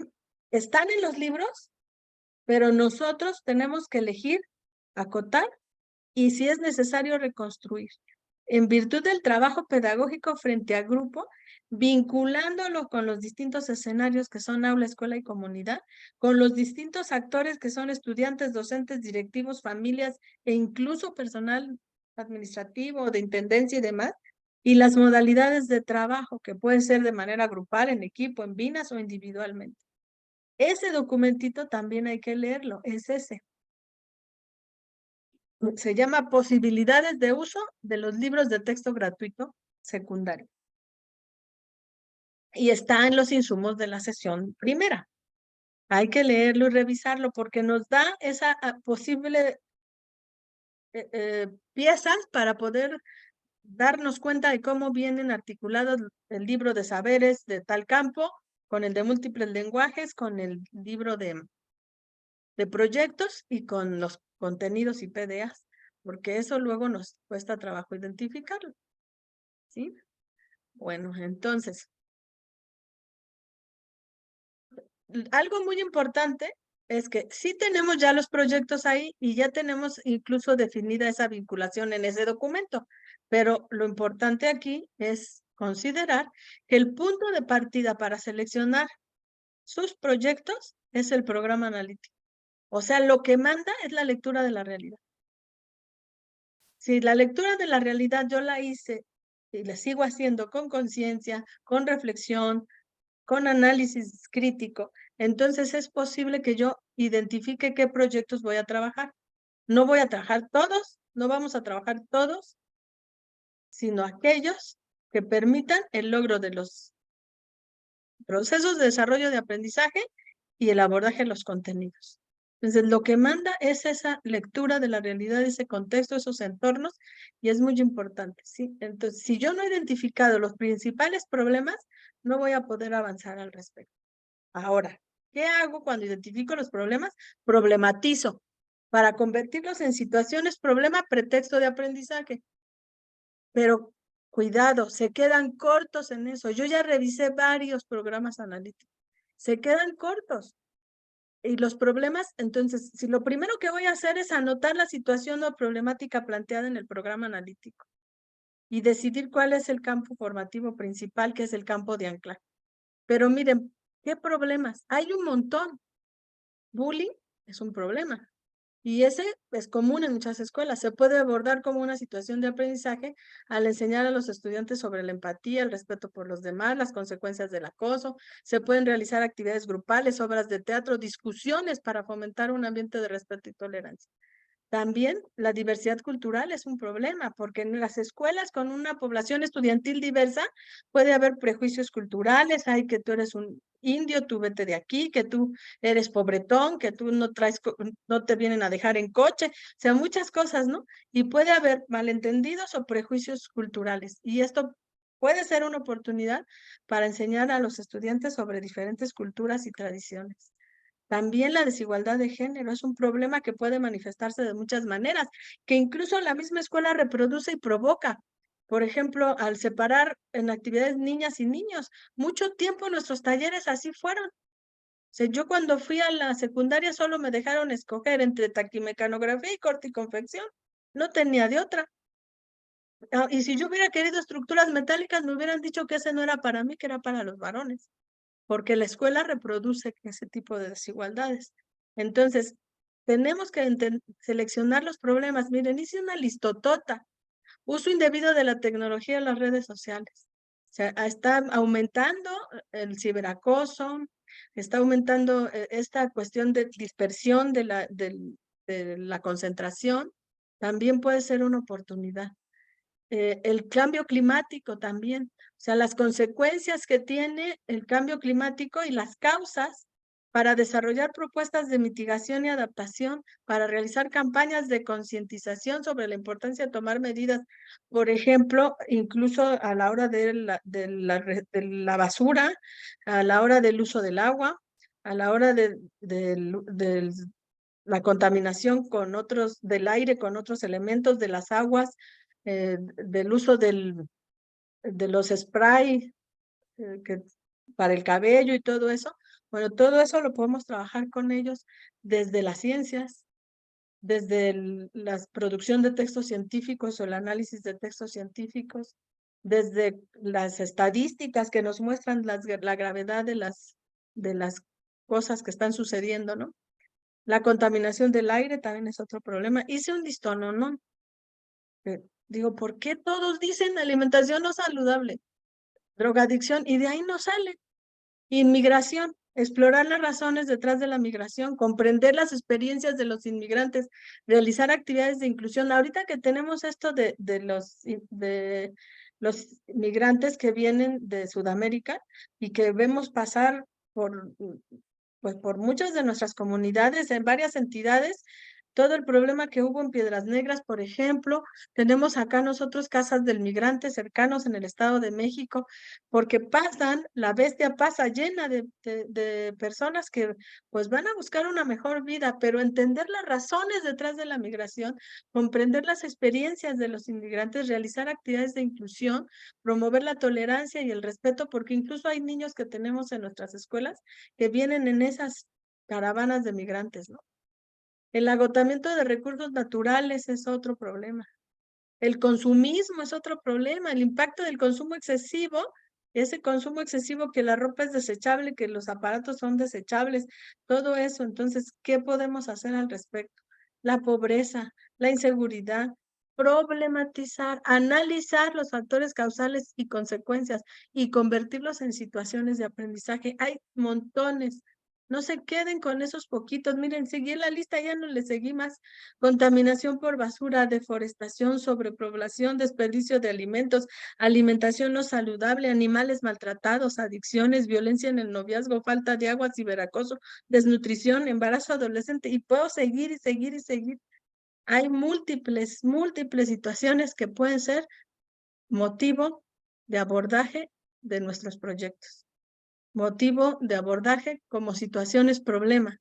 Entonces, no se queden en escoger dos. Nosotros ya escogimos, ya.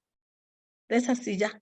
No, tenemos montones, porque alguien puede tomar una de esas y de ahí empezar a trabajar. Gracias, Clarita.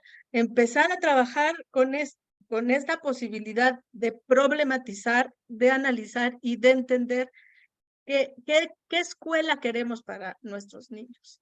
¿Ok? Ok, dejen tomar agüita.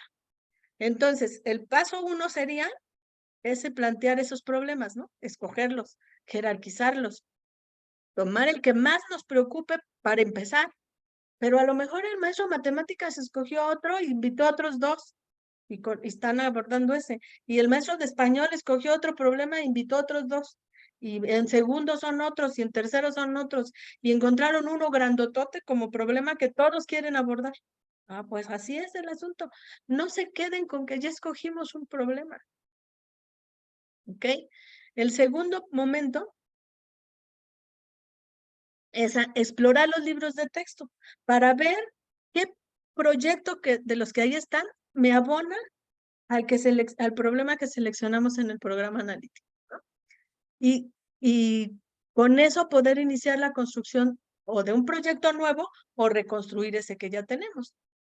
Entonces analizamos nuestros libros de proyecto, vemos el índice incluso y también la parte introductoria de cada uno de los proyectos, porque ahí viene de qué va esta aventura de aprendizaje, este proyecto te permitirá esto y esto y esto, y entonces de ahí tomo, fíjense todos los que hay un montón de proyectos. Y no importa si el proyecto viene en primero, lo pueden aplicar en tercero. No importa si está en sexto de primaria, lo pueden aplicar en primero, en segundo de secundaria. Tenemos, miren, así de proyectos, los de telesecundaria, los que ya están allá en desarrollados en telesecundaria con materiales además que son multimedia, que pues ellos tienen esa ventaja que es un docente y que tienen el apoyo de la televisión. Entonces podemos adaptar los proyectos, hay un montón de ideas que podemos realizar. Y entonces la vida de la escuela se va a volver una fiesta de aprendizaje. Luego tenemos el tercer paso, que es seleccionar el campo formativo al que pertenece el proyecto y así definimos si este va a ser nuestro campo de anclaje con el cual vamos a empezar. Y de ahí, pues, sacamos los brazos. Empezó en lenguajes, pero pues también puede ir hacia saberes y pensamiento, hacia lo humano y lo comunitario, hacia ética, naturaleza y sociedades. Y luego vemos los ejes articuladores. Ese es el cuarto paso, para ver cuáles están considerados en el proyecto. Ahí en el libro aparecen unos. Incluso hay que empezar a familiarizarnos con la iconografía, ¿no? Con los símbolos que tenemos aquí. Por ejemplo, empezar a lenguajes, siempre que vean esas lenguajes, ¿no? Siempre que vean esas como hojas y el ser humano es ética, naturaleza y sociedades. Y entonces empezar a hacer ejercicios mnemotécnicos para acordarnos, ¿no? ¿Por qué inclusión está así representado? Pensamiento crítico, intercultural crítica, igualdad de género. Y cada uno de ellos porque acuérdense que siempre tiene que haber al menos un eje articulador en mi proyecto.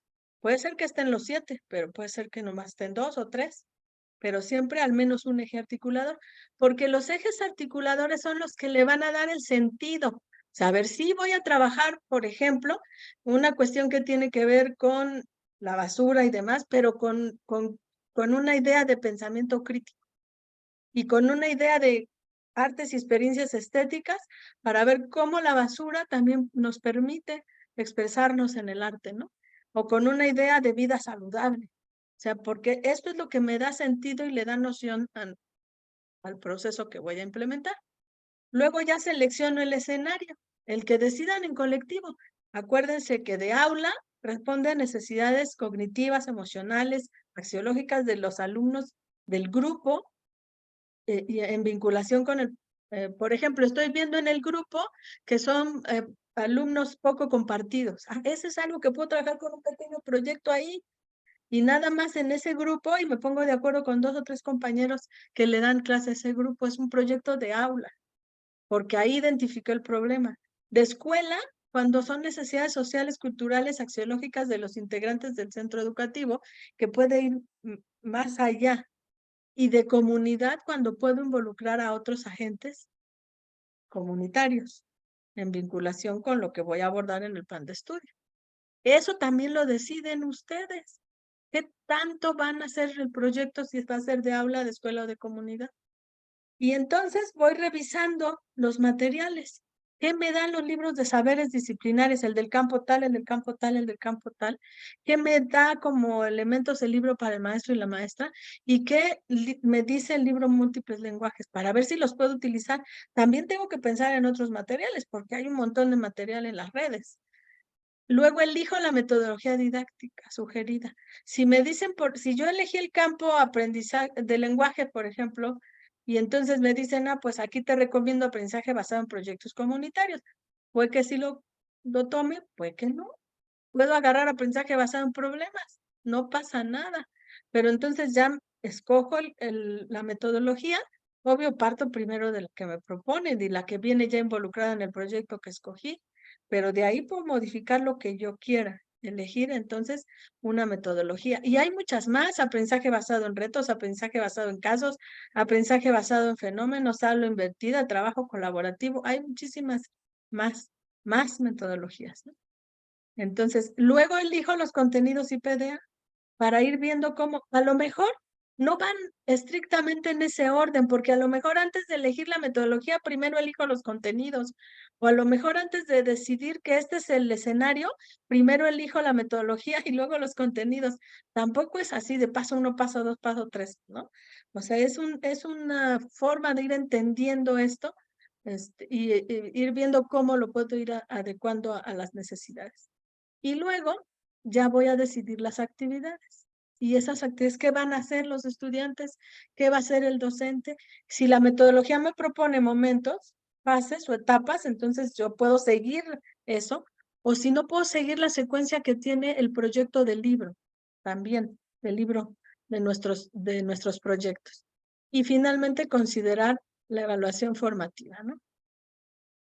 Aquí Paco nos puso esta ilustración de entreguen los libros de texto, porque estos niños fueron al Palacio de Gobierno en Chihuahua y ahí estaban en esa defensa de los libros de texto gratuito, porque no les han entregado los libros todavía.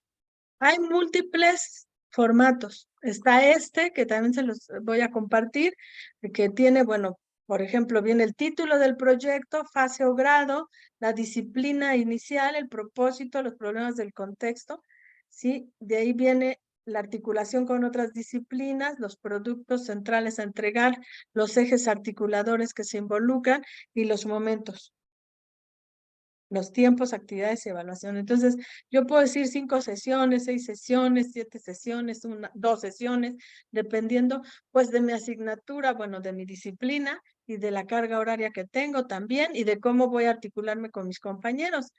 También es muy importante que el título sea relevante, motivante, que genere interés, que el propósito que ahí planteemos se refiere a lo que se busca con el proyecto, tomando en cuenta la situación problema del contexto, que la situación problema debe ser del contexto y ser potencialmente significativa, además de tomar en cuenta la edad de los niños, su ciclo vital, porque no todos los niños, los problemas los puedo abordar de la misma manera. Por ejemplo, un problema como que hay muchos perros callejeros, es un problema que puedo tomar como pretexto de aprendizaje. Si es que en mi comunidad hay muchos perros callejeros. Y si fuesen niños pequeñitos de preescolar, pues yo trabajaría con ellos esta cuestión del cuidado de los animales, el buen trato, la adopción responsable, el no regalar perritos como regalo de cumpleaños, o no solicitar que me regalen perritos si no lo voy a cuidar, la importancia que tiene cuidar ese animalito y las obligaciones que me confiere el ser dueño de ese animalito, ¿no?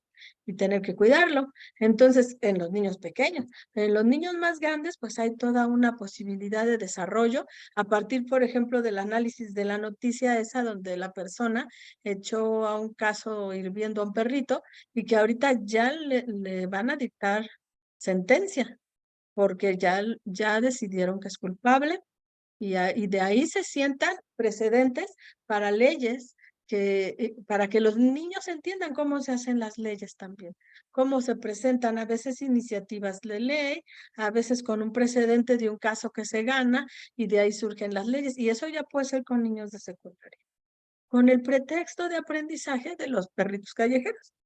Yo decido hasta dónde profundizo y qué es lo que hago, ¿no?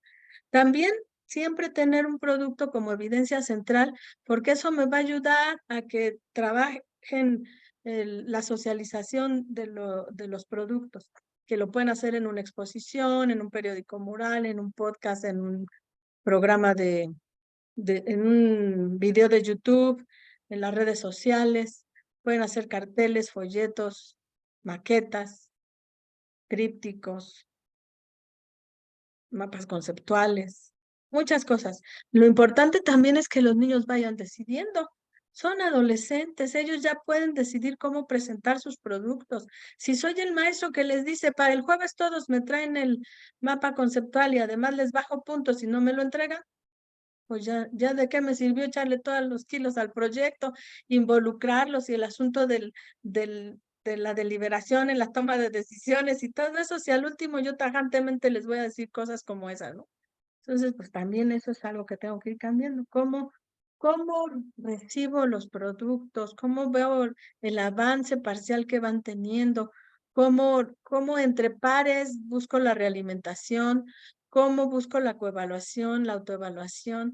¿Cómo promuevo que se valoren los logros de aprendizaje? No es lo mismo un logro de aprendizaje de un niño que tiene una discapacidad y que está logrando un avance a otro que tiene todos los elementos para desarrollar el aprendizaje y que se conforma con hacer cualquier cosa para presentar su producto. No es lo mismo y no se puede valorar igual. Ellos tienen que aprender a diferenciar eso. O sea, mi 10 es mi 10, no es el 10 del otro. Y lo voy a ganar a pulso con lo que presento, con las decisiones que voy tomando, ¿no? También los momentos ayudan a comprender el proyecto y orientar las actividades. Entonces, siempre que vea los momentos de los proyectos, o sea, no necesariamente me voy a sostener de todo lo que me propone o a tomar exactamente la metodología, pero sí puedo empezar con eso.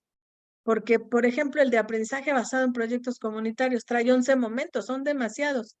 Yo los puedo integrar, pero sí tengo que ver cómo se van desarrollando para que realmente tenga el impacto del proyecto que necesito, ¿no? También en la cuestión de tiempo se puede indicar por horas, por sesiones, por días, por jornadas. Eso dependerá de cómo estén organizados. Ver que las actividades estén articuladas entre sí. Ya vi unas planeaciones.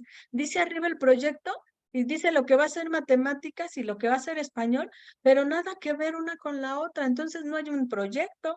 Nomás es cada quien pone lo que quiere. Y no, tiene que ser un proyecto con coherencia en las actividades, ¿no? La evaluación formativa debe considerar la base es el logro de los PDA.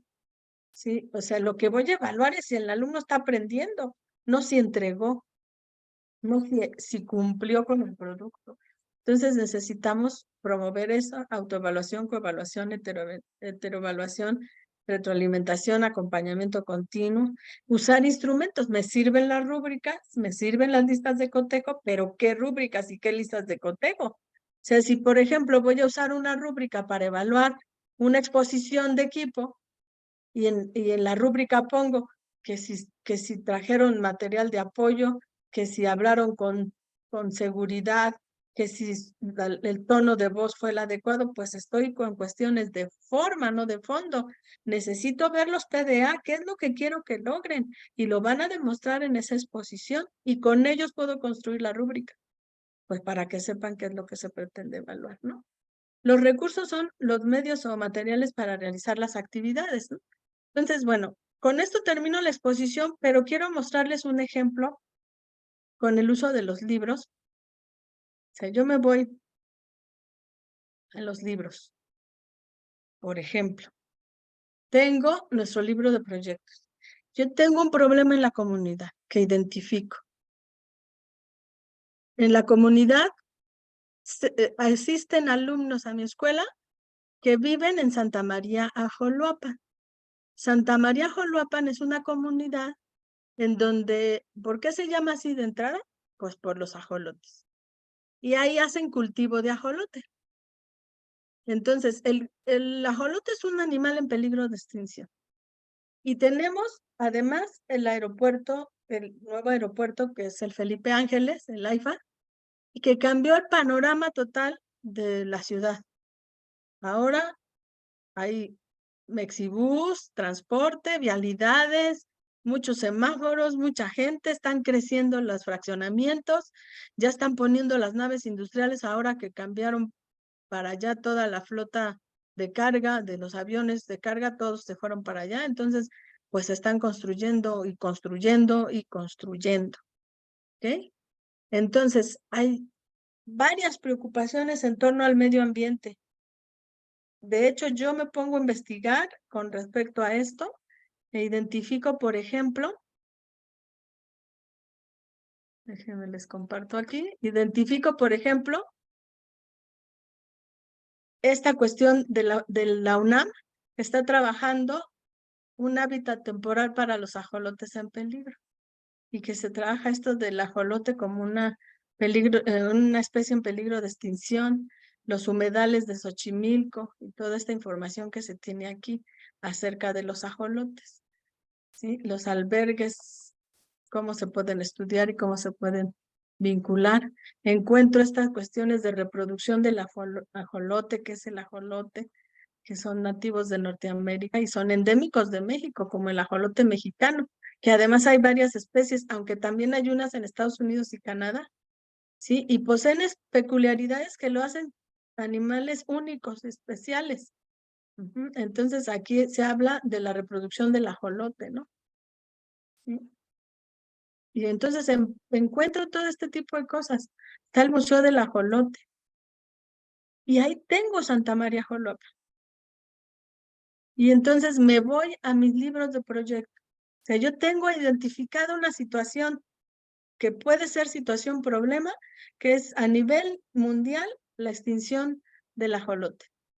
Y con eso me voy a ver qué puedo abordar y encuentro esto de los principios éticos en el uso de bienes naturales. Sí, fíjense, en este proyecto indagarás prácticas de producción, distribución y consumo sustentables como alternativas de preservación del medio ambiente para asegurar el bienestar de las generaciones presentes y futuras. O sea, se trata de analizar y reconocer situaciones del entorno que afectan el respeto y cuidado de los bienes naturales, en particular las relacionadas con el manejo del agua. Y entonces, en esta persona que hizo este proyecto, lo pensó en función de cuidar los ríos y los lagos.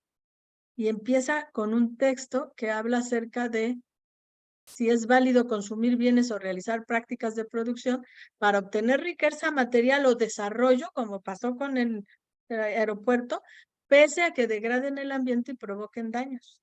¿Y qué es lo que provocan? Ese es mi base.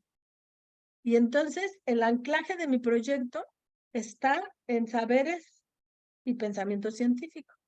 Y entonces me voy a ver qué es lo que me plantea saberes y pensamiento científico. Y aquí busqué contribución del ser humano al cambio climático. Está en mi libro de campos de saberes, de pensamientos, saberes y pensamiento científico, en la página 122. Pero también me encontré en lenguajes por ejemplo. Esto de la diversidad lingüística, ¿de dónde viene la palabra ajolote? Y ya lo vieron en lo que ahí estaba, ¿no? Y como hay otros también, como ayotl, tortuga, Ayotlán, lugar donde abundan las tortugas. Ese lugar, Ajoloapa, se llama así y viene de ajolote, ¿no? Y empezar a investigar el origen de la comunidad. ¿Quién se acuerda cómo era hace años? A lo mejor hasta pueden traer fotografías de cómo era antes, porque estamos muy cercanos a la laguna de Zumpango y cómo era todo ese ambiente. Ahora que ya estamos pegados y somos parte de la zona metropolitana, pegados a la Ciudad de México, cómo ha cambiado el entorno. Y con eso estoy trabajando un proyecto con los niños. Me conecto con el maestro de historia, con el maestro de lenguajes para esto de diversidad lingüística. Y, por ejemplo, en múltiples lenguajes me encontré con que es una maravilla, de Edgar Omar Avilés, Razabadú. Es Razabadú, que es un dragoncito de origami. Entonces puedo hacer un ajolote, ¿no? Y a partir de eso está toda este texto que es un diálogo entre animales y demás, y que está muy interesante, y también puedo trabajar el origami. Este está en múltiples lenguajes, ¿sí? O sea, porque habla de que el dragón echa fuego y ¿cómo se llama este? Razabadú dice que no quiere quemar a nadie, y él dice que cuando estornude va a escupir confeti, ¿no? de muchos colores. Y la tarántula le dice, no, pues si los dragones escupen fuego, tú vas a escupir fuego, ¿no? Y entonces todos vamos a morir por tu culpa. Y entonces, él entonces se enferma y empieza a estornudar y entonces todo eso pasa, ¿no? Bueno, como este cuento, hay un montón y muchos materiales aquí relacionados con el origami y está relacionado con artes. Y luego me voy de lo humano y lo comunitario. Y le digo al maestro de tecnología, oiga, usted está viendo esto de los sistemas técnicos. ¿Cómo, por ejemplo, se puede lograr la sustentabilidad? ¿Y qué necesitaríamos para que los ajolotes, qué tipo de vegetación tendría que haber alrededor para que también le ayude a los ajolotes a no extinguirse?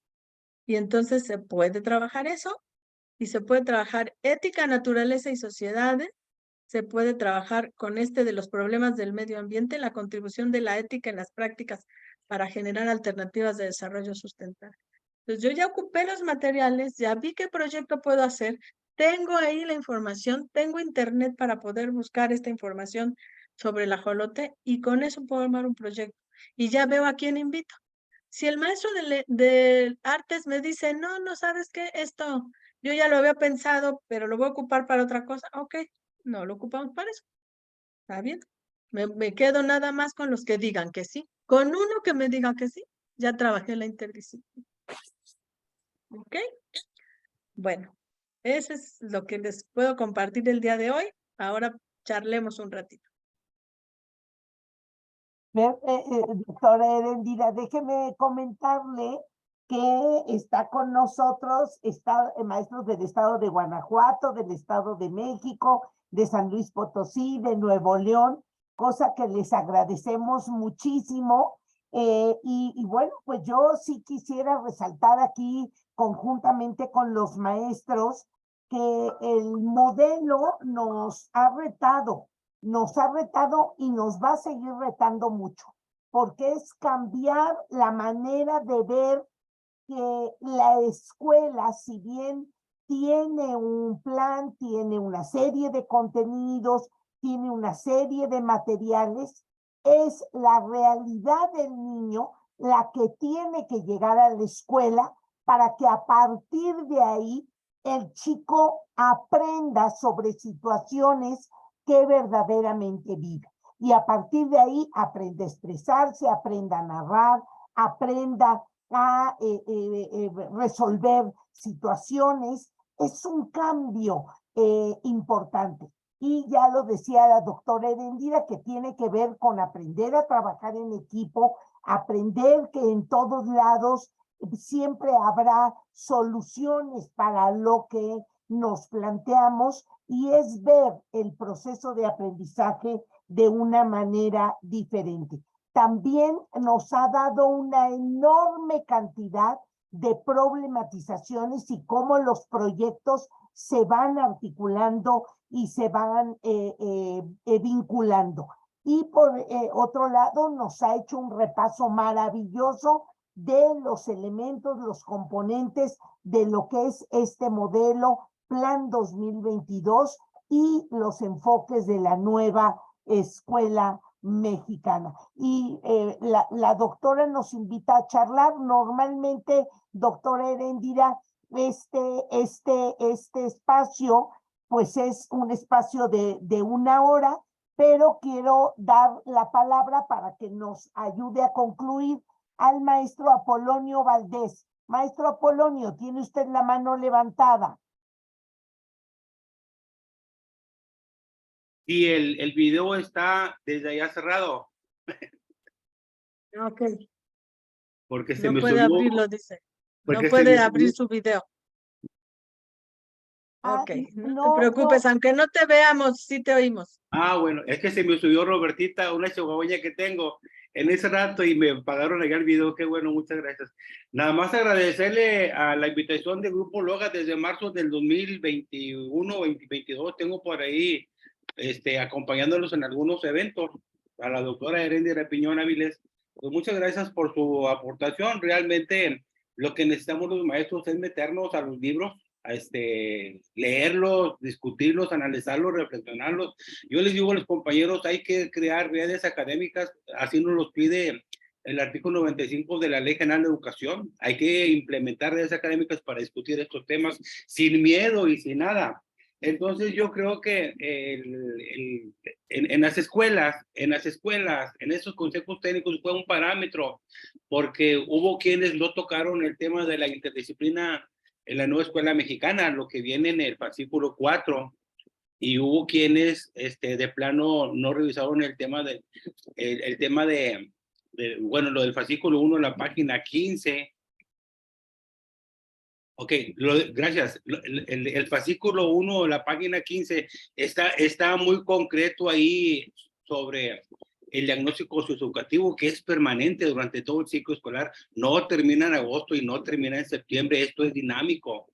Hoy me lo comentó un maestro de una secundaria que estuve con ellos. El viernes estuve en 3 consejos técnicos, en una primaria de la mañana que no atiende mi UDEI, pero les fuimos a dar el apoyo. Estuve en una primaria en la tarde, media tarde, de 1 a 3:30, y luego de 4 a 5:30 en una secundaria general, y me dieron la palabra y me dieron la oportunidad, y les aporté las 2 lecturas de un libro sin recetas para la maestra y el maestro, que habla sobre sobre el tema que ya les platiqué, de la fase 4 y el tema del fascículo 1 de Mejoredo. Están fenomenales los 5 fascículos de Mejoredo. Ya chequé de la serie, ya chequé los 5 fascículos, el 5º lo acaban de publicar, creo que el viernes, ¿verdad? Por ahí. Entonces, la invitación es a los compañeros que están ahí participando, que no decaigan, que chequen los libros. La fase 3 de un libro sin recetas para la maestra y el maestro tiene una página del índice, la fase 4 tiene 2 páginas, la fase 5 tiene una página del índice y la fase 6 tiene 2 páginas del índice. Y vienen temas muy interesantes que habría que retomar para irle aportando a esto que estamos trabajando. Por ejemplo, en la fase 3 hay que ver cómo entender los proyectos en el escenario del aula, cómo entender los proyectos en el escenario de escuela, cómo entender los proyectos en el escenario escolar, o cómo entender, bueno, en el escenario comunitario, y bueno, los campos formativos y su relación con los proyectos. Eso está en la fase 3, en un libro sin recetas, y eso hay que retomarlo, porque eso nos va a dar un poquito más de claridad, más de orientación sobre esto que estamos trabajando. En la fase 4 hay que retomar, bueno, ya vimos lo de la interdisciplina en la nueva escuela mexicana, pues ya se les puedo comentar si ya pasó el tema, ya lo vimos, pero en la fase 5 viene, transformemos la transformación democrática de la escuela, de la página 25 a la 33. Es importante esto para complementar esto que está dando la doctora Heréndira Piñón, o sea, y son lecturas muy claras, muy concretas, muy amenas, que cualquier maestro, pues mínimo tenemos de perfil una licenciatura, hay quienes tienen 2 licenciaturas, maestrías y doctorados, o sea, todos tenemos el acceso a esta información. Viene a replantear las relaciones escolares desde las prácticas democráticas, la transformación de los espacios de decisión, gestión y coordinación, la diversidad como fundamento de la transformación democrática de la escuela. Esto es muy importante, porque aquí entran los alumnos con alguna condición de discapacidad. No se diga en los talleres laborales, hablando de educación especial, en los talleres laborales, yo le decía a compañeros del Estado de México y de la Ciudad de México, bueno, tienen talleres de carpintería, talleres de soldadura, talleres de jardinería, bien pueden implementar proyectos en los 3 escenarios, en el aula, en la escuela y en la comunidad. Pueden plantearse un problema, los muchachos, por ejemplo, sobre el trabajo o sobre los derechos que van a tener como trabajadores cuando se integren al área laboral. Bueno, hay que problematizar ese problema, hay que problematizarlo, preguntarse todo. O sea, hay mucho que aportar también a los muchachos de educación especial en los talleres laborales. Esto está muy apropiado para ellos, y yo creo que va a funcionar. Maestro, ya para terminar, miren, en el índice de la fase 6, yo les recomiendo, aquí las tengo, miren, les voy a sacar copias desde Natalia saqué las copias por si me daban la palabra. Entonces, gracias. Se sigue retomando el tema de la transformación democrática en la escuela, en secundaria, porque estamos hablando de secundaria, se Sí. sigue hablando que ya no somos los mismos y sin embargo la atención permanente, de plantear las relaciones escolares, pero lo más importante también habla de la salud mental, del autocuidado, por ahí en la página 156, pues por el tema que están hablando de las muchachitas de secundaria, el tema que está planteado por ahí en el fascículo 1, ¿verdad? O sea, por ahí está esto, viene muy ad hoc a este tema para los muchachos de secundaria. Y bueno, miren, al final viene en la página 169, recomendaciones para, no, reflexiones en torno a la creación de didácticas de coloniales. Ese tema hay que tocarlo y esto pues nos abriría un poquito más la mente hacia el trabajo. Las didácticas de coloniales, la de colonialidad, ¿qué es la pedagogía de colonial? La pedagogía de colonial, yo pienso que son temas que habría que abordarlos con los compañeros y hacia una didáctica de colonial. Son los últimos 3 puntos de la fase 6 de un libro sin recetas para Sí. la maestra y el Y es maestro. que muchas veces pensamos que solamente nos toca leer el de la fase que nosotros damos clase. Y traen Ajá. bastantes temas de interés para todos. Entonces, ocupemos de nuestra formación, maestro Apolonio, muchísimas gracias. O sea, esos ejercicios que usted hace de análisis de los materiales, cómo los conecta, bueno, así tendremos que trabajar todos. La posibilidad de conectar, cómo nos posibilita la nueva escuela mexicana el concretar esa aspiración que tenemos de que la educación realmente les permita comprender el mundo en el que viven y saberse agentes de transformación, saberse capaces de desarrollar aquellas habilidades, conocimientos, actitudes que nos permitan una sociedad mejor. De eso se trata. Y entonces yo creo que si lo hacemos, vamos a hacer una buena revolución pedagógica, las maestras y los maestros, independientemente de los gobiernos. Los índices de las 4 fases los compartí en mi muro Maestro Iberoamericano en Facebook. Y en un rato alcanzaron más de 10,000 los interesados y les compartí el enlace de mi Drive donde subí los 4 libros de un libro sin recetas para la maestra y el maestro. Entonces, ahorita lo vamos a seguir.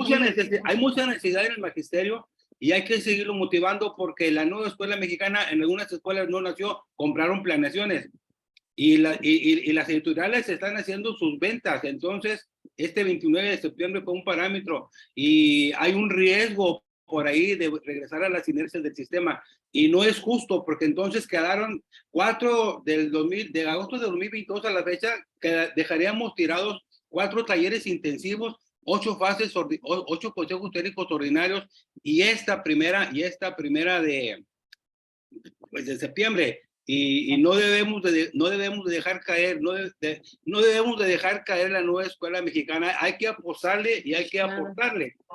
Hay que apostarle. Sí, claro que sí. Hay que aportarle. ¿Cómo es su Facebook? ¿Maestro qué? Maestro Iberoamericano.